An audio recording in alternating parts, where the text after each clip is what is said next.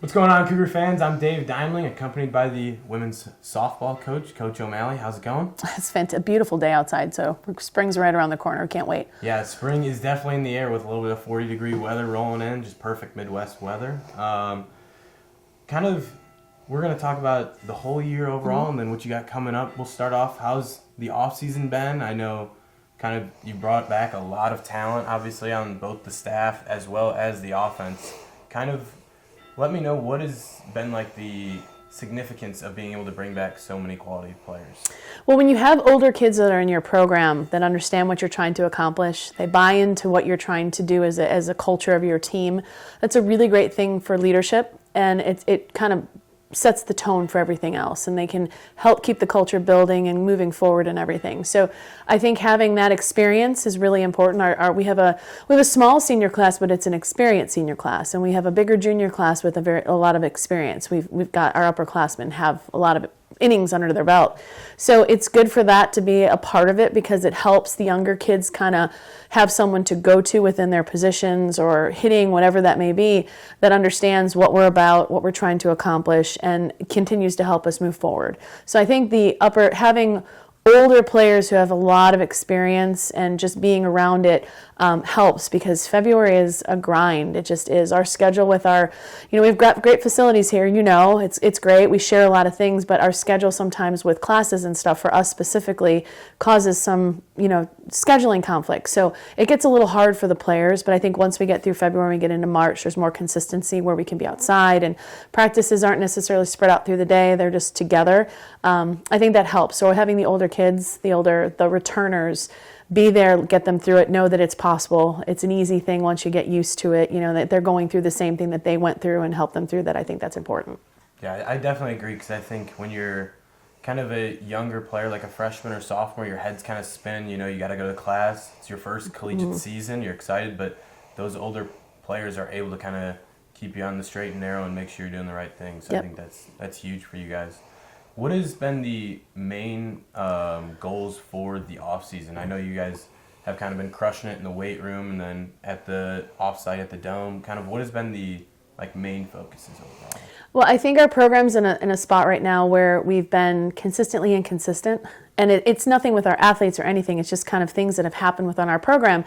So keeping true to what our overall philosophy is, which is magic, and it's make a greater individual commitment, and then building into the culture of what Concordia Softball is since we've been around. This is Team 65 for Concordia Softball. So understanding the history that goes into it, what we represent, trying to move forward with that, and then continuing to build on the successes, even though they may be small in nature, getting kids to truly understand what that is.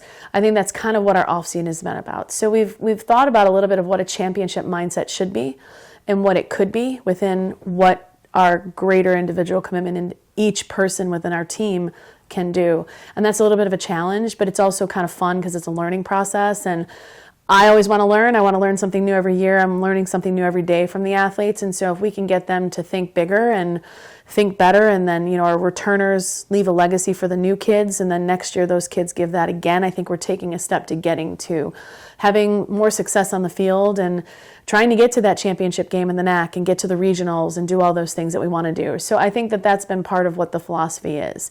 They're working hard. They're buying in. I think our upperclassmen have done a really good job of that. Specifically, my captains have done a really good job of that this year. And they're trying to make sure everyone understands that we're moving in that direction. Now, whether we win a championship or not, I don't know. We're going to do our best to try and get there, and so allowing them to feel that is a really good thing. So, gotcha. Okay. Well, before we can get to a NAC championship or a regional, kind of scale back, you got a big trip coming up this week, going to Florida. You got a lot of games kind of packed in, 8 games, 4 double headers, and then and those are going to be in 5 days with a off day mixed in. How do you, what's your plan overall, I guess, before I get super into it? What's the goals that you're trying to achieve in those 8 games? Well, obviously you want to win. I mean, that's being an athlete and being a coach. You want to go and win, but we're going to win by learning too. So we have a lot of returners, but even some of the returners that are coming back are still young in their innings and the experience that they have. So we kind of have to find our way. We got to find where everybody kind of sits, what their roles can be, how we can utilize them to the best of our ability to make sure that the team is moving forward with that. So it's a learning process, and whether we win or lose, we always want to learn something. So we're setting it up that we can try and give everybody an opportunity. Like, there's no set lineup. I mean, I've been pretty consistent with that the last few years. So it's making sure that we get everyone opportunities to prove that they should be in the lineup consistently so that we can find out how we're going to move forward and get ready for the conference, which the NAC is always really competitive. It just is. And Dominican had a great year last year, and all the teams that made the tournament were all kind of right in the same spot, and we were just outside of it.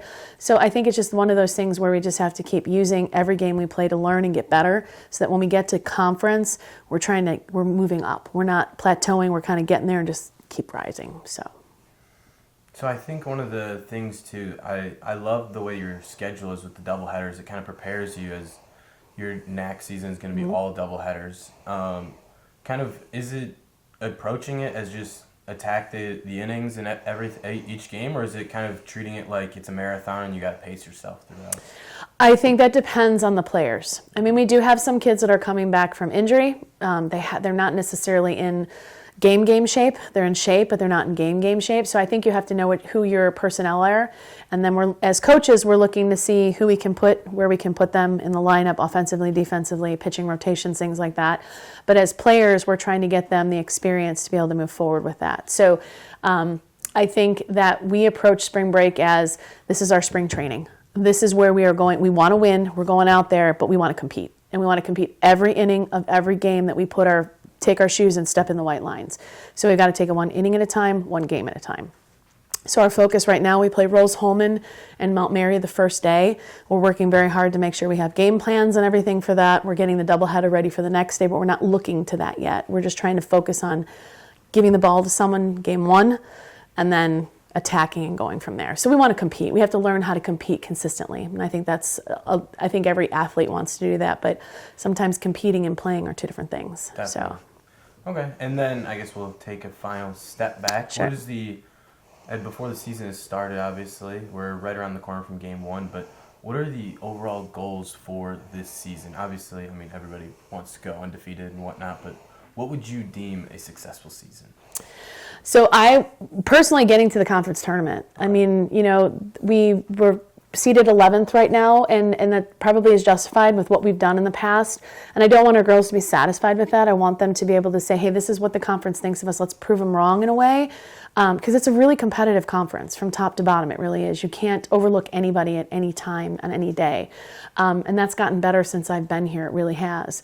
So the overall idea is we want to continue to get better. We are focusing on what we want our program to become with a championship mentality, which is how we support ourselves, how we carry ourselves, how we compete each pitch, how we compete each inning, how we respect our opponent, how we warm up. Like all those little things that you think you take for granted, we're focusing on all those things. So as far as like what the ultimate goals are, I think right now as a team, we're just trying to learn how to be the most supportive group of people we can be so that we can take on the next section of what a championship mindset is. And I think that starts in spring training. Because you can practice, you can go through practice and everything, but once you guys just played last weekend, so once you get on, it's different. It's just, even being outside, it's just different, like we've been inside quite a bit. So just being outside, having the sun and the wind and just feeling the grass or the turf wherever you're playing is just an amazing experience every year. So we need to use that and give our players a chance to kind of take everything that they've really worked hard with and see how it plays out in the spring training, and then build so that when we get our non-conference schedule, when we come back, because we've got Carthage and North Park and Wheaton all before we start conference, which I believe is St. Norbert's is the first weekend, we've still got games to get ourselves ready for that. So I can't really tell you that we have overall goals like numerical or any of that kind of stuff, because I think we're focusing on trying to figure out what spring break is first. And then when we come back, then we will have a better understanding of who we are as a team right now, what Team 65 looks like, and then we set our goals so that we can move a little bit more. Awesome. Well, I'm very excited to see Team 65 and how they compete this year. Good luck. I'm very excited to see how you guys perform in Florida. We'll be back next week. Thank you for coming on. A lot of exciting stuff here with the softball team. If you want to check out any more, go to cucougars.com. I'm Dave Diamond, signing off.